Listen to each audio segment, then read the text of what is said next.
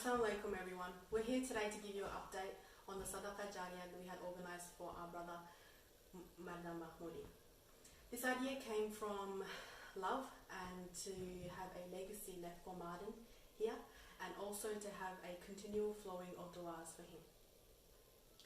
Since the fundraiser started, just a couple of days before Marden left us, the fundraiser took a life of its own.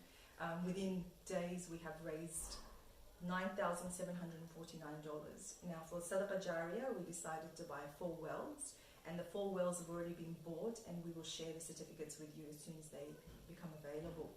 We bought wells in Bangladesh, in Afghanistan, Somalia and Kyrgyzstan. With those wells we still have $449 left over, which we saw fit after discussions with Gulfira and Mayra here, that we will donate that to the Australian Smith Family Foundation, who looks after Australian kids in poverty, to help them come out of poverty and get better education. So thank you very much for your generosity, and we will keep you all updated with the donations.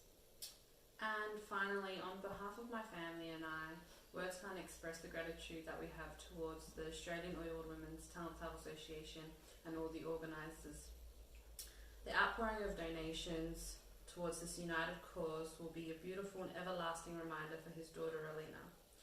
All of your generosity work towards improving the life of the disadvantaged, and I know this legacy is something that Marden will be most proudest of. From my family to yours, may Allah SWT accept all our prayers and du'as and grant my brother Marden the highest of Jannah. Ameen.